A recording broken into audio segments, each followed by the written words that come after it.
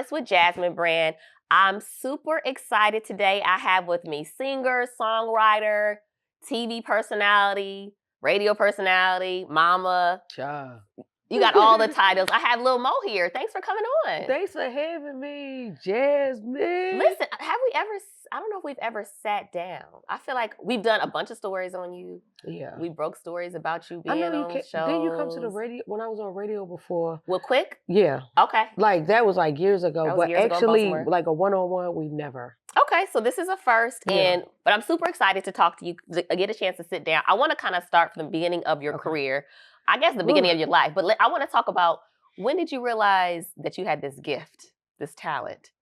I'm still trying to figure out if I realize what my gift is. Like, literally. Because professionally, like I always tell everybody, I'll be like, 2023, that's my Jordan year. So would it be at 23 and 20 coming up? And Jordan's number be 23? I was like, literally, professionally, I've been Lil Mo for 23 years. So my Jordan year is coming up. But when the event I was at last night, Cisco was there. And he was like, yo, I did not know that your uncle was John P. Key. So I called John on FaceTime.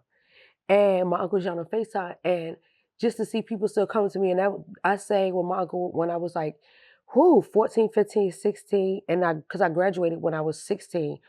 So my high school year, I was on tour with New Life. So it was a lot. Which is his choir. Yeah. But first he had like he had a community choir that like sang in the area. But because I guess I was so litty, he took me on tour and on the road. Right. So I was a teenager. But even before then, when I sang in the choir and we sang places, I still haven't honestly figured out who I am and my gift. But I know I always. When did you realize that you could sing? That you had this voice that... When I was like 5. Okay. My aunt told me. Your aunt told you? Yeah. And I grew up apostolic holiness, so they used to tell me, they had me singing adult songs as a toddler. And I was like, oh my God, when I was in the world, I didn't have a God on my side. When I'm 5, Jesus. Jesus ain't even left home till he was 13, child. Right. So they made me accountable at 5. So it's just like at the age of 5, they knew I had a voice because I remember my aunt playing cassette tapes and playing it, and she would sing a note, and she taught me how to harmonize. So it's just like the gift.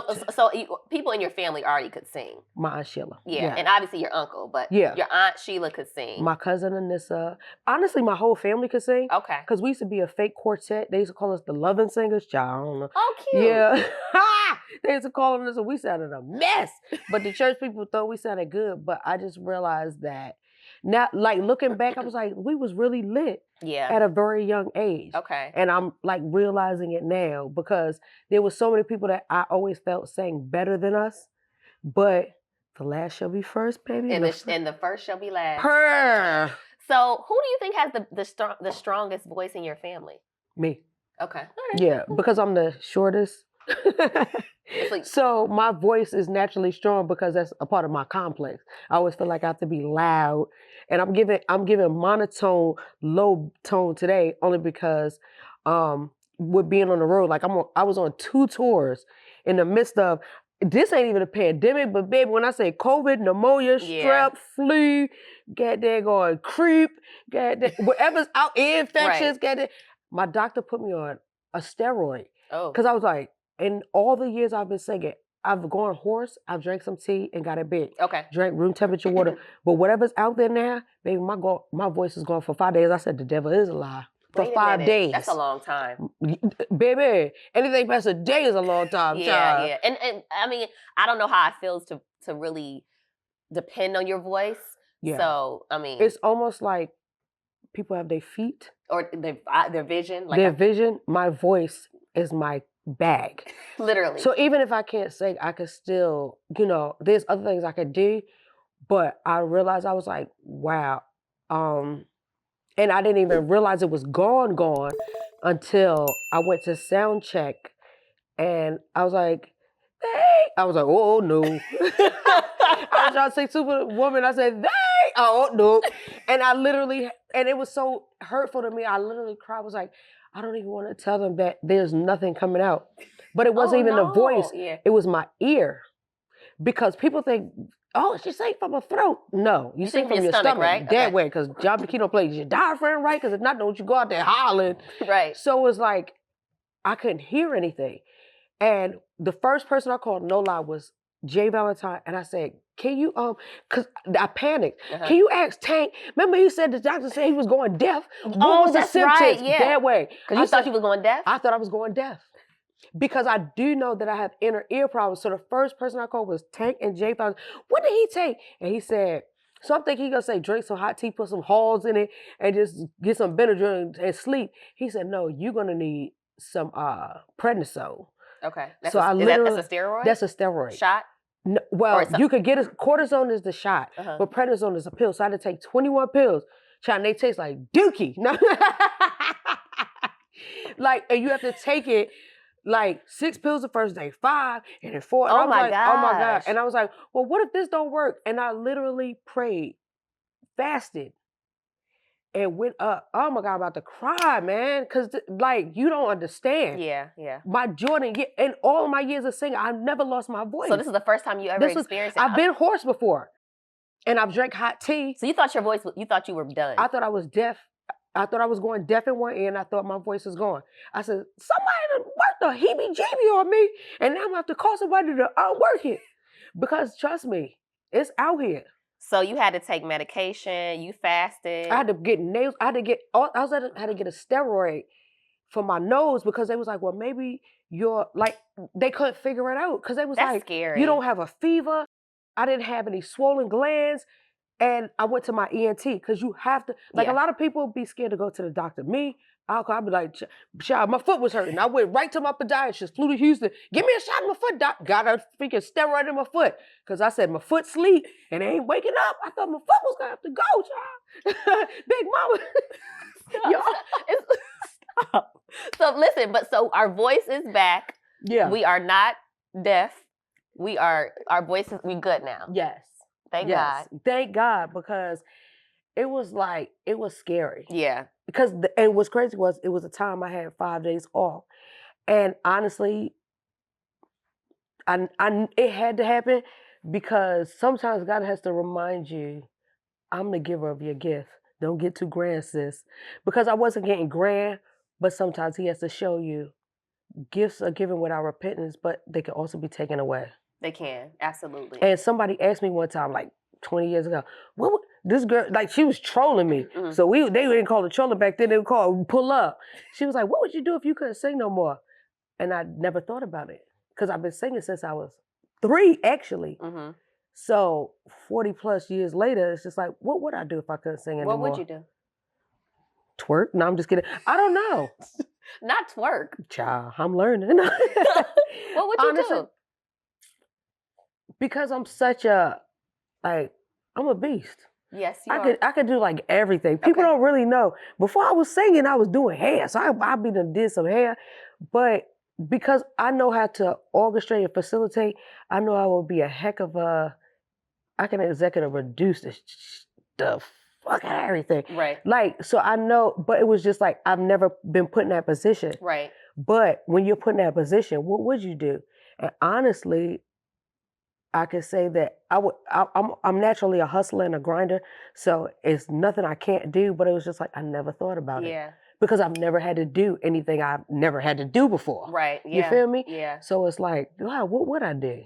When did this whole 5 days without a voice happen? Did it happen recently? It was like, when did we do the New York show? It was like a month ago. Oh, wow, this is recent. So it was like recently. recently. But this is a good time, for it to happen right before your Jordan year. It didn't happen before the new year. Yeah. And sometimes we need to go in the new year like with a little lesson. Yeah.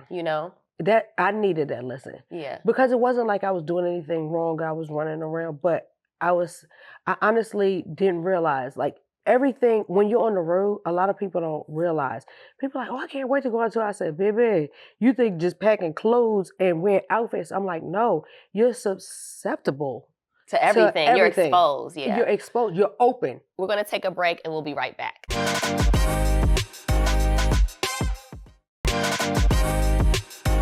Welcome back to Brutally Honest with Jasmine Brand. I'm here with Lil Mo. I want to talk about, how did you end up working with Missy Elliott? How did you meet her? How did she hear about you? So around that time, like in the 1900s, the late 1900s, you know, because my kids be swearing I grew up with Martin Luther King, child. I was referencing and demoing and writing songs. Explain to us what referencing is. Referencing is when you sing the song that you wrote. Mm-hmm. So instead of having someone else sing it, I would sing it. But one thing I loved about Missy was once she heard the song, she heard my voice, and she was just like, "Yo, you want to go on tour?" Like, yeah. But I thought it was, well, they say cap now. But back then I was like, when Merlin Bob's office had called me, he was the senior VP over at Electra. Mm-hmm. He was like, Missy wants you to call. I'm like, yeah, all right. Mm-hmm. Cause like I'm just regular, like I just got my nails done at the mall. Right. Missy was a car, Mrs. So I called her and she was on her car phone. I think she had a Lambo at the time. Of course she did. Yeah. And she was like, hold on. She was telling her, turn down the music. She was like, yo, like I heard your references. And she was like, we have to meet. Okay. And I think later on that day, I went to the city, they sent a car service. And, you know, you have this image of people like, wow, they're a superstar and they're so lit. And when I met her, we was the same height. I was like, yeah, this is my girl. This is my sis. And like literally from the day we spoke up until now, like the best like it's like a sisterhood that's unbreakable, genuine. What year did you start working with Missy? That was like in 1998. Okay. So when you got with Missy, were you a background vocalist in and a song? I was writing songs. So I was writing songs for when she called me. So she had her label Goldmine. Mm-hmm. So she had Nicole Ray, an artist named TC, and an artist named Mocha. She had other artists, but I started working with them. Okay. So I started vocal producing and writing songs. And actually, she was doing the album with Hot Boys on. I believe that was the Real World album. Okay. So like she literally had me hit the ground running. Okay. So it wasn't like, oh, well, we're gonna do this, we're gonna do it. Like we literally went in the Hit Factory and was working that day. Wow. And from then on, she would have me just sing in front of people, from Whitney Houston to everybody. And then it was just she had you singing in front of people? Yeah, so I would never know who's coming to the studio. Okay. So I'm sitting there chilling, just sipping my water like, okay, what we about to do? Mm-hmm. Is that Whitney Hutton right there? Whitney Hutton is in the studio. Whitney Hutton. That's what you call her? Okay. Like, how does that happen? Okay, so how was that experience? What? You grow up in the church and you see the person that you've looked up to your whole life go secular and say, if she can do it, I can do it. And then you meet her face to face and you think that she's going to be walking around and acting like, where's my wind and my light and my coffee and my tea and my puppy? She was like, you Lil Mo? Like, how do you know my name, first of all? Right. And then they tell you, go in the booth with her. So you went in the booth with Whitney Houston? And it was about to faint, child. Faint. I probably pooed it. I don't know. I was just standing there and just like there was no cell phones then, child. If right, you had a cell phone, you call after 9 o'clock because that's when the hours, them cell phone bills is different, child. So it's just like, oh my God. So I'm standing next to Whitney Houston and she's like, what to know you do right here? I was like, I don't know. Just do what you want to do. You feel me? I believe the children are our future. So it was like, wow, I'm standing here and I think my throat had closed up and she gave me a fisherman's friend. I was like, nothing would come out. I'm standing Is that what y'all singers use? Is that like a cough drop that singers use or something? Fisherman's friend is like the highest level of the acidity in a fisherman's friend will open your throat. Like ginger, like lemon, tastes like lemon. It's like it's an opener. Okay, so she helped open your throat. Me, and I was like, ooh. So the name of the song was called, I remember it's called Yes. And I had referenced it, but you never knew who the song was for. Yeah. So I'm sitting there and they're playing my Atlas back and Whitney was like, you can sing. And I was like, nothing will come out. Right. Yeah. So I was like, just like really in shock. Yeah. And every time I saw her after that, because Whitney was a superstar, but she would be hanging out with Faith Evans and be like, I was like, wait a minute, Whitney Houston is here? was like, heck, I wonder if she remember me. Right. And she told me, like, every time she saw me, she would be like, I was listening to the radio today, and I said, is that Mo? No, that ain't Mo, because ain't no other person like Mo. And I'll never forget that. Oh, wow. So could you imagine? So it wasn't what she said or what she did, but the way she made me feel. Like, that's a bar. That right there. Yeah. I learned that from Maya Angelou. I met Maya Angelou and I sat there and I was bound. She said, stand up. Hold your head up. I was pregnant with one of my kids, child. Mm-hmm. And she came to DC and I was like, hi, Miss Angelou. She said, stand up. Keep your head up. Don't ever put your head down. Wow. Yeah. Okay, so yeah, child. So working with Missy, you have had an incredible career. Really. And you're not, I mean, 20 years? 23. 23 years? It's actually longer than that, but professionally. Professionally, 23 years. Yeah. Okay, so back to this Missy. So who else did you get in the booth with or get to work with through Missy? Everybody. Aaliyah? Yeah. I worked with Aaliyah on, I forgot what album that was, but I wrote this song because they used to call her Baby Girl. Mm-hmm. So me, Nissan, her band, and Missy's band and Genuine's band, everybody had the same band. Okay. We wrote a song I wound up re-recording called It's Your World, Baby Girl. Okay. Because she was on Atlantic, I was on Electra. It was just like beef. How y'all sister companies and y'all beefing? Right. It was like, but when I heard her singing, I was just like, oh my God, I freaking love her. Aaliyah was so lovable. I remember I went on tour at Missy and I went to a pizza shop because we were rehearsing SIR. Mm-hmm. And I go in a pizza shop and I'm like, Aaliyah's buying pizza. I'm like, wait, why are you in here? She's like, you good? She always, you good? You need anything? I was like, no, are you good? We outside, child. We in New York. She's like, oh, I'm good. Because she knew. She's like, where Jomo at? Jomo and Who's Jomo? Jomo Hankerson, that's Barry's son. Oh, okay. Baby, touch a Lee if you want to. That way. So it's just like, she was so sweet. But when she hit that stage, I would be like, oh, I want to dance like that. So we did the very light on her feet. Very. Mm-hmm. Like, it was to the point where it's just like, it was unbelievable. Like she was dope like Michael Jackson and Janet Jackson and them. Yeah. Like literally you could show her dance step and she'll sit there like this and so quiet and so chill. Never was like, cause like, you know, she was from, Detroit? Yeah. So she was from the hood. Yeah. But angelic. Yeah. So she, you know what I'm saying? But she could look at something and be like, bet. And then pick it up and me, I'm like, let's go over it a couple more times because It's a 1 and a 2 and yeah, I didn't know that boom cack stuff. She picked it up right then and there, yeah. so I got to see that and witness that. So I was on the Romeo Must Die soundtrack and just being a part of that. And she would always say, you good? And I remember like one of the last we had SkyTel pages. Mm-hmm. And I remember the last couple of texts that I sent her was like, we always say, you good? Yeah, I'm good. And I was just like, yeah, I'm just tired working. And she was like, don't work too hard. I was like, look who's talking. Right, yeah. Like you're in movies, you're dancing, you're singing, you're everywhere. So it was just like, she really was an angel on earth. I can really say, like, she was an angel. Yeah, for sure. Yeah. And everyone has the same sentiments about her too. Yeah. It was like she was always genuine and just really caring. So you could tell like she had a great upbringing and she was always with her brother. Her brother didn't play about her. So that's why I'm just brother like. Still don't play about her. Baby, he don't play about her. Yeah. And like when you saw her, you saw him. Yeah. So that's what I always loved is that one thing I've learned from her and honestly a couple other people is just like, this industry is wicked, but keep your family close if you can. Yeah. Because everybody don't have good family like that. That way, child. Yeah. Who else did you get a chance that was memorable that you worked with Missy?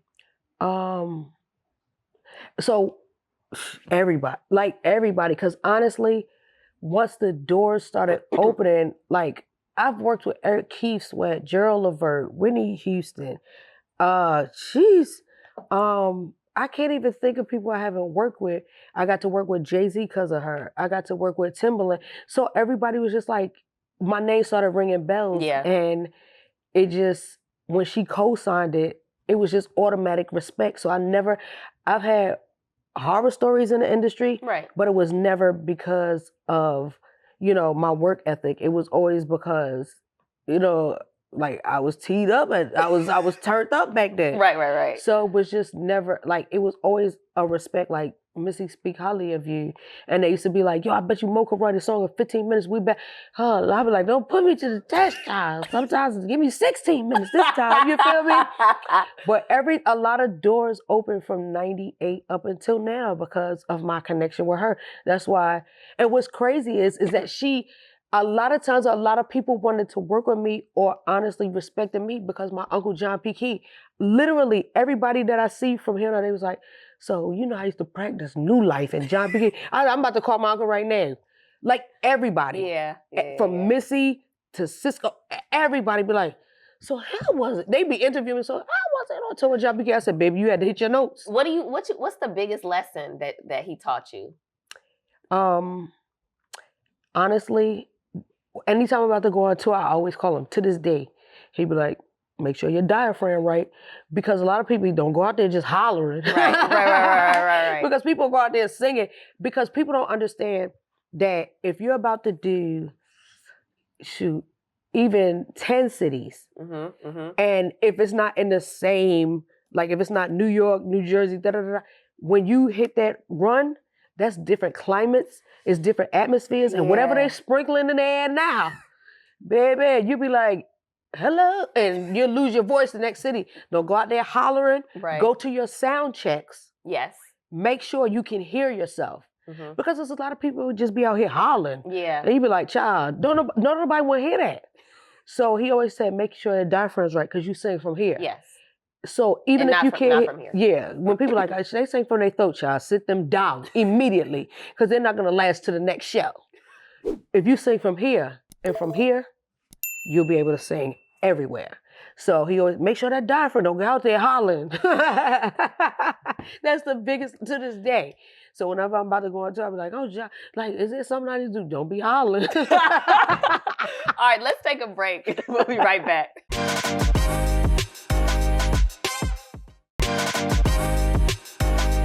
Welcome back to Brutally Honest with Jasmine Brand. I'm here with the super hilarious Lil Mo. Let's talk about music. You've had a lot of hit records. You've been in a lot of features. Yeah. What does it take to make a hit record? Heart. You gotta give it from your heart and your soul, because if you don't feel it, how you expect everybody else to feel it? Okay. So like people like, "I write a record in 2 seconds." Well, did you feel it? Right. Or are you just saying anything? Yeah. So I realized that to transcend for generations, because I'd be like, "Whoo," my kids be like, "Your song, Mom, nobody wants to hear your songs. Your songs are all they're fossils." I'm like, "You would not understand, child." Baby, to this day, people two-step to my wedding songs and my Superwomans and my Put It On Me. Don't play with her. Like, I really have to tell I'm literally out here shucking and jiving to prove my kids wrong, child. My kids think I was with Martin Luther King. I know. Child. But it's like it takes heart and soul. So there are songs out here, I be like, "Oh, those are catchy. That's cute. Can you last 20 years? My songs are older than my children. Yeah. That's a blessing. Yeah. So, like, not to discredit anybody, but I'm like, if you could get you one, we always say, if you could get you one, run with it. Baby, Frankie Beverly and Mays been singing "Before I Let You Go" for 100 years. Forever. It ain't never going nowhere. Okay, so you had some classic records. I'm going to list some of them. Can you tell me how you wrote them or how you got on them? Okay. Hot Boys. Ooh, Missy called me in the studio. She played the song and said, she would literally like, "All right, go in there, do what you're going to do. I'm about to leave out." Because she always taught me, that's your workspace. That's your creative zone. Okay. So she'll make everybody get out, just you and the engineer. And to this day, I'll be like, "I ain't trying to be a diva, but can y'all leave out because I have to be creative?" Because my attention span, like, if I'm recording and I see somebody laughing, I'm like, "What y'all laughing at? I want to know." Right. I can't, my ADHD kicks in. I'm right. like, who out there? What y'all drinking? Y'all got Starbucks? Like, I want to know. So it's just being an engineer. Right. So. Okay. So that's how, and did she write the lyrics and you went in there? She wrote in there. And then one thing about me is, and she taught me too, is we write lyrics, but we don't write anything down. Okay. So it's almost Yeah, like, talk lyrics and then yeah, you and then do it just becomes like, so when they ask us to, oh, write down the words, I said, can y'all get somebody in the office to write down? Because I don't even know what I said. right. And so they'll say, I said, just send it over and then I'll just correct if y'all said the wrong word. Because sometimes they be like, what did you say? I don't know. Just write down what you think I said and I and can I'll figure it fix out. it. Yeah. Yeah, yeah. Yeah. Okay, put it on me. Went in there, kicked everybody out. Irv was like, this is going to be a big record. Okay. Kicked everybody out and did what I had to do. A couple hours later, Leor Cohen came to the studio and the rest is history. We recorded that like on a weekend because I remember I was living in North Carolina at the time. Mm-hmm. Went up to New York, recorded it, and by that Monday, one thing Irv taught me, because I know it's a lot of crazy things going on, but he taught me, he was just like, always make friends with the music directors, the program directors, and their assistants, and everybody in the radio station, get their phone numbers, and you can eliminate the middleman. Mm-hmm. So once we recorded the record, we had a SkyTel pager. I got a record for you. I'm about to send over the email. Mm-hmm. He's like, I have every program director, music director, and their assistant's number in my phone. Yeah. He was like, this is out of here. And it was out of there. I Cry. I actually recorded that before Put It On Me. Okay. Irv played it on the bus. We were recording the Romeo Must Die soundtrack. We were recording a video I did for that soundtrack called Somebody's Gonna Die. Okay. With his artist Dave Bing at the time, and he called me on the bus. He was like, "We got this song. Now this is just a rough reference because this is what we want you to do." And I heard it, I was like, "Okay, book the studio," and went in and did what I had to do. So, and we recorded. What's crazy is we recorded that video in Baltimore. Oh wow. So like, and it was just like, that's when I was living out here. So it just felt like a vibe, and we did that actually before Put It On Me. So like, it was just like, I was their go-to at that time. Yeah, yeah, yeah. And it was honestly a blessing because I was signed to Elektra, and everybody thought, well, who she signed to? Who's she with? Because she's doing all these records with Def Jam. Yeah. But Def Jam was showing me so much love at that time.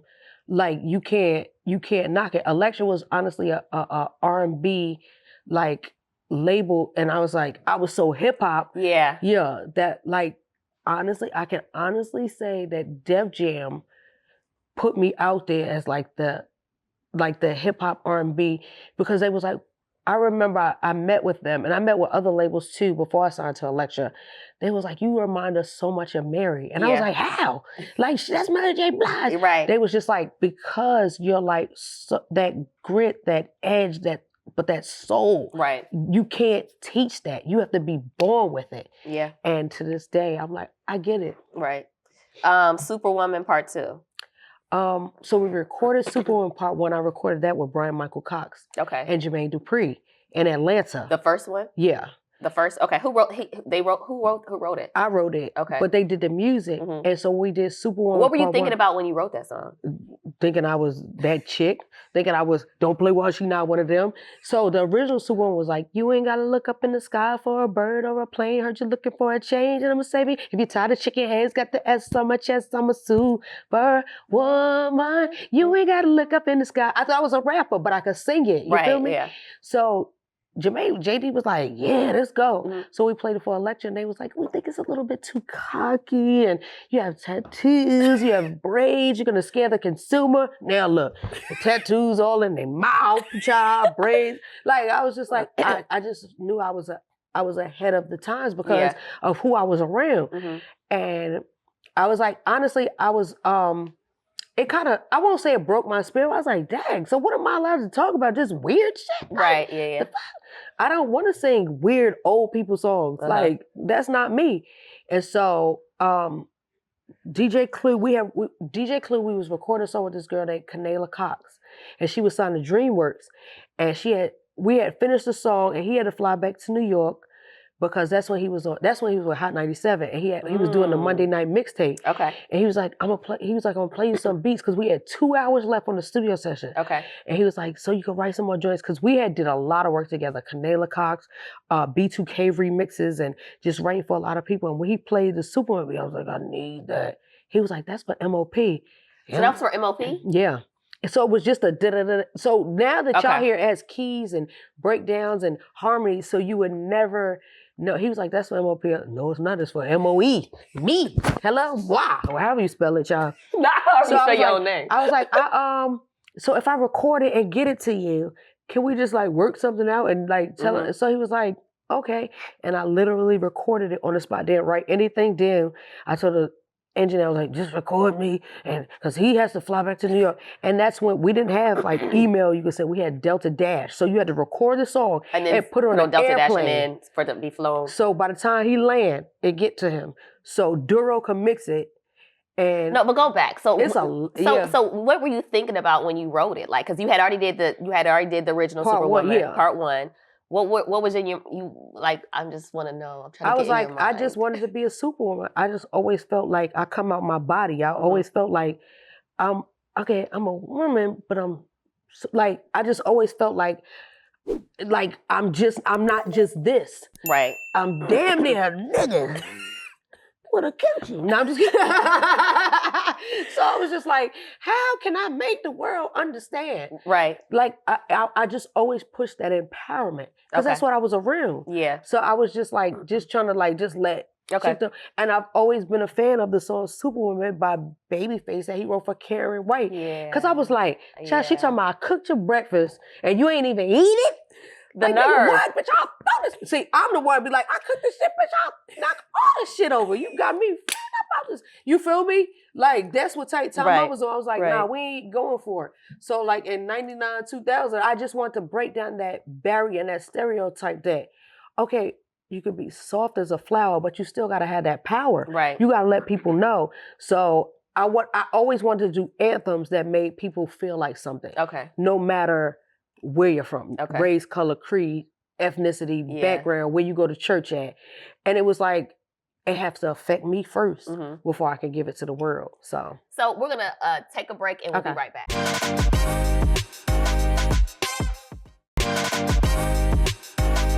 Welcome back to Brutally Honest with Jasmine Brand. I'm here with Lil Mo. Yeah.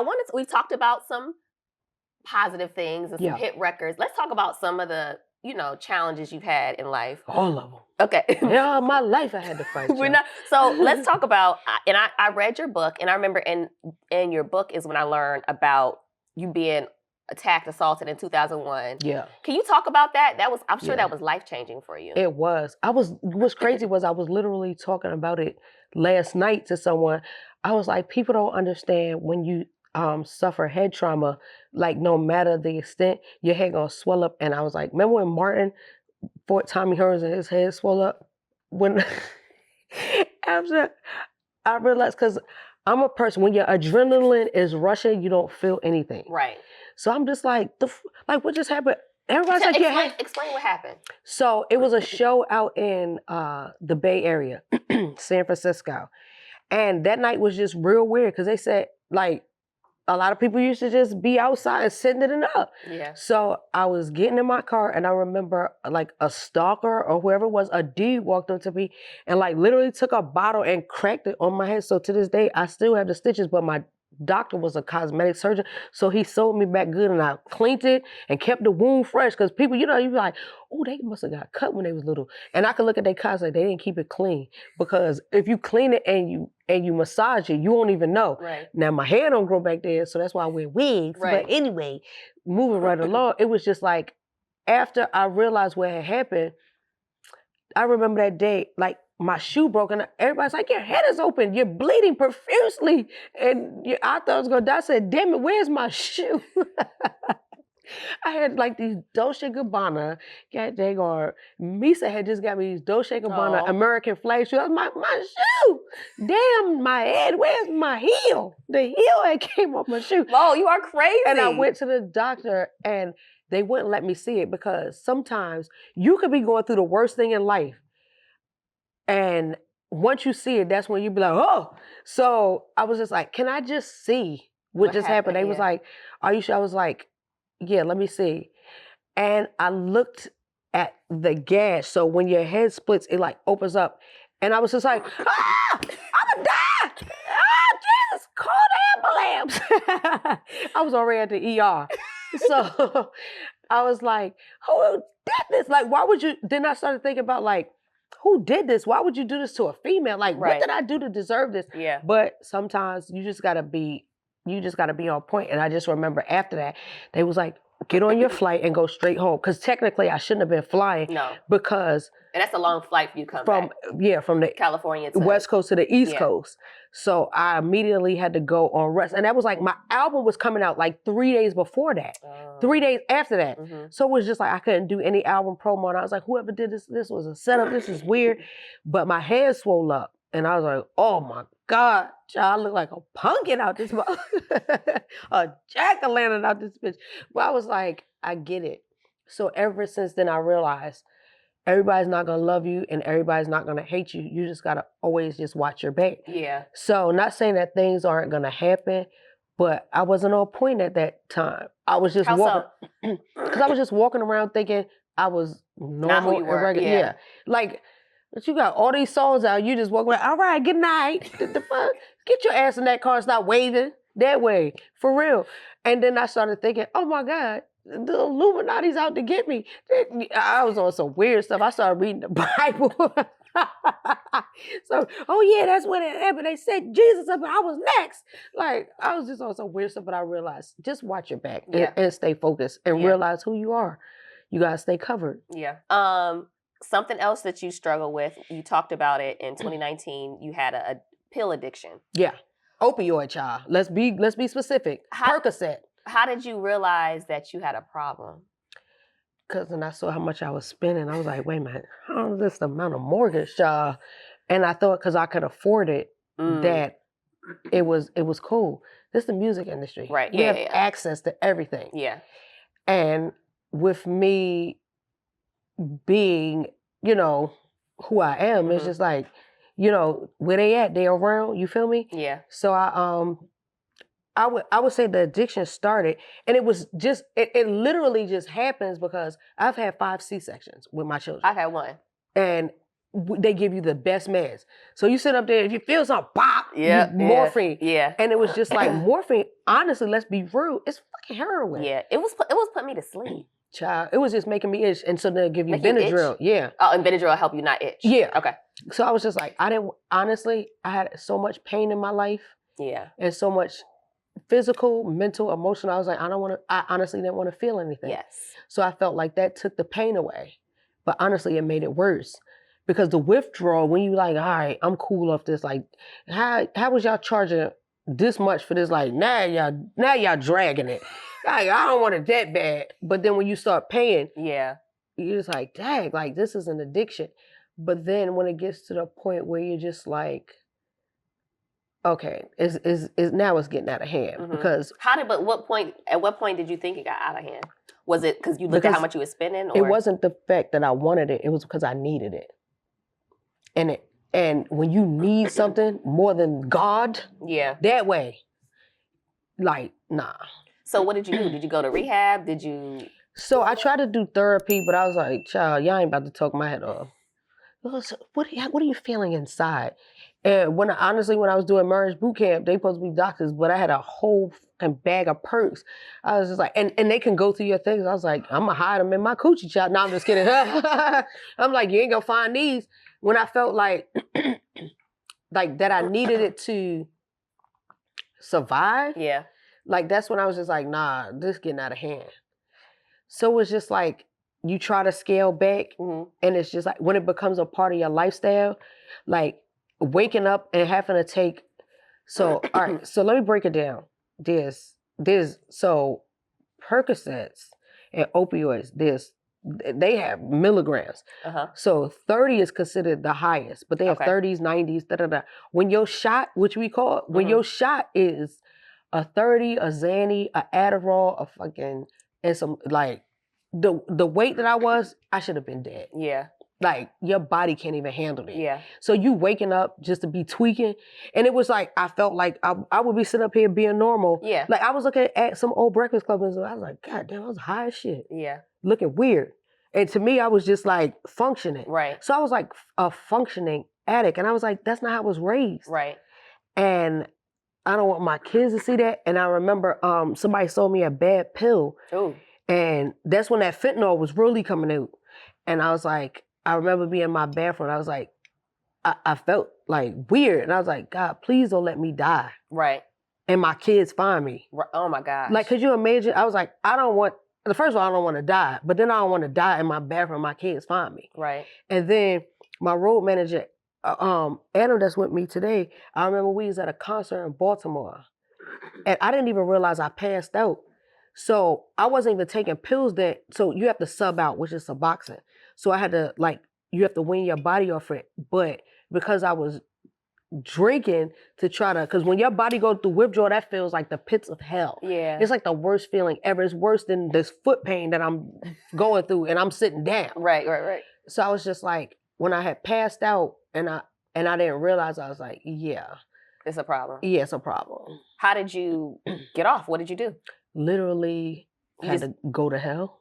And you went through this yourself? You didn't go somewhere? No, because you'll go those places and I'm going to tell you some real shit, especially in Baltimore, you get more drugs in the rehab than you on the street that way. So yeah, when I was talking to Tamika Mallory about this, she was saying that she was concerned about what they were going to put her on once she got in there. Because they put you on something to get you off stuff and then you get addicted to that. Like, I was like, nah.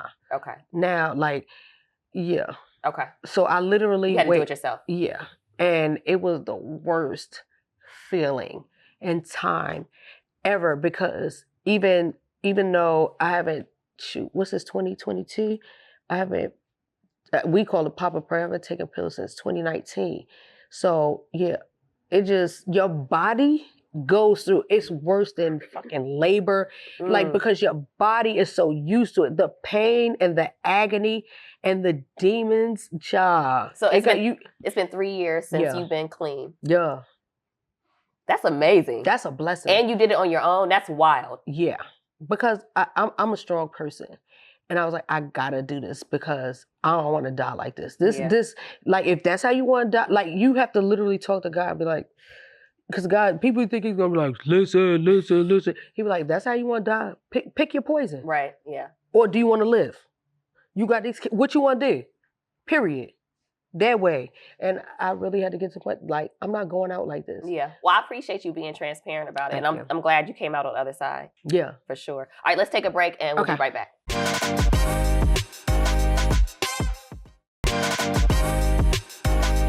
Welcome back to Brutally Honest with Jasmine Brand. I'm here with Lil Mo. We are having a great time. This is the end of our interview. At the end of the interview, I always just ask just general random questions and some that have something to do with you. So are you ready? Oh, yeah. Are these trick questions, child? Oh, yeah. Okay. Okay. What's the best compliment you've ever received? I love your lips. Because people used to tease me, you got soup coolers. You could blow on a bowl of soup and the whole thing be cooled off. Now look, everybody's lips is like this. You do have pretty lips. Thank you. And these are really mine from the Lord. From the Lord. Yes, Lord. Amen. What keeps you up at night? My kids. Because I be like, look, I done took my Benadryl. If y'all don't go to bed, take this Benadryl. Like my kids, they be up. No lie. Have you ever, wait till your baby get big. Like, these kids will have the TV on 100 times. I can't find a remote. If you don't turn that damn TV down, all I hear is, yeah, Jeffy. I be hearing so much stuff and I be thinking I'm dreaming it. And it's these kids. Yeah. I'm like, why are y'all leaving these TVs on this time of night? Y'all got school in the morning. So that's what keeps me up, my kids. You said the pandemic was the best thing that happened to you. Yeah. What did you learn about yourself? Sit my ass down. I've been literally on the road since I was 15. Yeah. That's a lot. That is, yeah. You've been touring most of your life. What's the craziest tour story you have? Everything. Okay. Like, tour life is, I always tell people, I was like, you have to be built for it. Because it's one thing to go to Miami, go to LA, go to the different states and go there for a couple of days and leave. When you're on tour, you're there and people are coming to see you and they're coming to, like, you don't know what type of time they are. So we've been on tour and people, it's been so much, like, people have made food and I'm like, "Ooh, I'm not eating that, child. No, you might have cats walking around your house, and they might have dipped their finger." Like I'm Yeah. like, So people this bringing food and this stuff? lady tried to bring. I was like, I don't eat on tour, and I felt so bad because she looked so nice. But I was like, I don't know what's at your house. You can't eat everybody's food. You can't. And then there's been cities I've gone in, and like people are like, oh, when you come, I want to do your hair. I was like, I don't let everybody do my hair, child. Yeah. So it's just like the tour war stories. There's been times we gotta get up out of here, child. It's real out here. Or we was on tour somewhere, and my makeup artist was like, they ain't got no Ubers out here because they said it's dangerous. I said, well, bitch, you should have been left. When the Get out sun of go here. down, Yeah. leave. Yes. What's your biggest professional regret? That I dumbed myself down and I suppressed my gift trying to please people. Okay. Yeah. What's your biggest personal regret? That's a good question. My biggest personal regret is that because I don't trust people. Okay. So there's some people that I should have trusted, but I'm glad I didn't. Okay. Because I'm like, you was a weirdo. Like I have trusted that I should have trusted. No, I shouldn't have. I don't have no regrets. Okay, I'm with it. When is the last time you cursed someone out? Every day. My kids, because my kids I'm not around people. So the only time I'm around people is like this. Yes.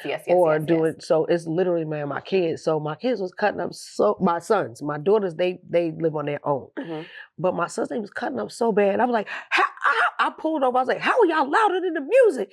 And they was like, Mom, you're being weird. I was like, don't call me that. And I was like, yo, I will beat y'all all the fuck up like y'all playing. Like they just pushed me to that point. I was like, I don't even let niggas on the street play with me like that. They was like, pause. And I would just start busting out laughing. So every day I curse my kids out, but they know I'm not gonna do nothing because I have 4 kids that are taller than me. And my 7-year-old, he's the only one that's smaller than me.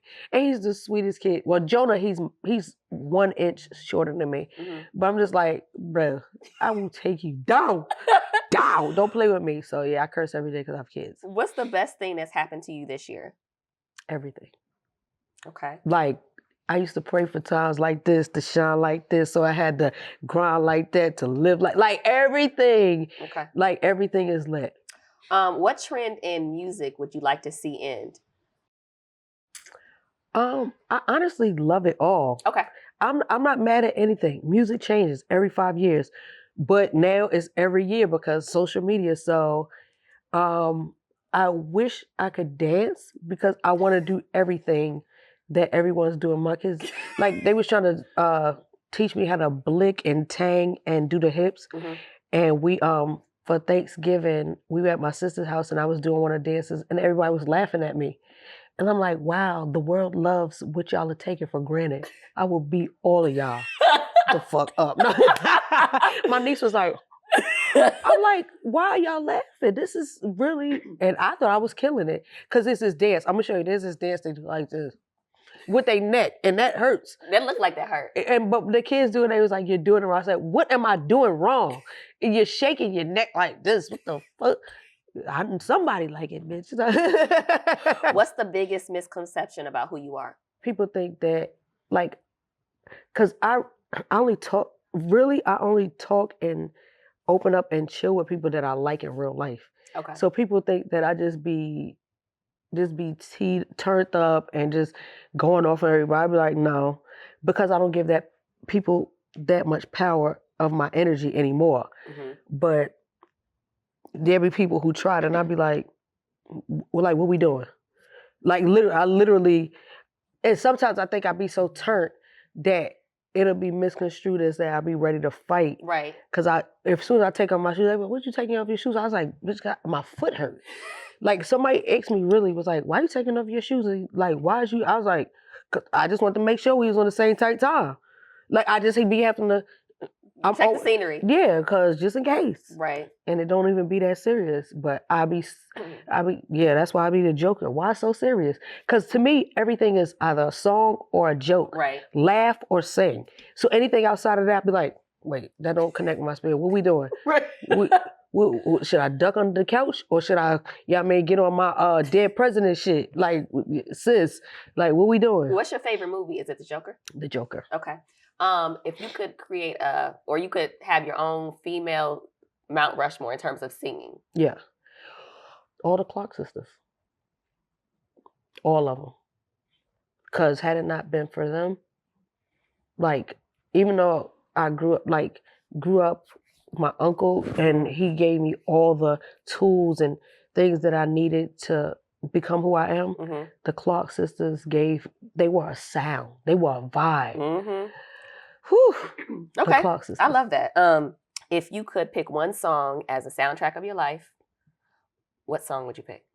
Something by Drake, because I just been in the Drake vibe. Like, he put you in a mood of just like, I just love the way that he just like touches every subject. Mm-hmm. But I had to get my phone because I was like, there was a song I was listening to driving up the street, and people, I know they was looking at me weird because they're like, wait a minute, she has on a hoodie and a mask and she looks like a rapper, but she's listening to Air Supply, Even the Nights Are Better. Okay. Like, that song right there, it just makes, okay, that song I haven't heard that. If you hear it, it's gonna make me cry. It's not gonna make you cry, but it's like one of those songs that's like, it's like, even the nights are better. Oh, okay, yeah. Together since I found you. The notes they went to. See, I listen, I'll be like, what made them think to go to there? Yeah. Like, I love stuff like that. So I love that. And if I had to pick one other song, Standing in the Need of Prayer by John P. Key. Like, he doesn't even sing that song no more, but if I'm ever in a concert, because I always go up there and sing. I'm like, Uncle John, can you please sing?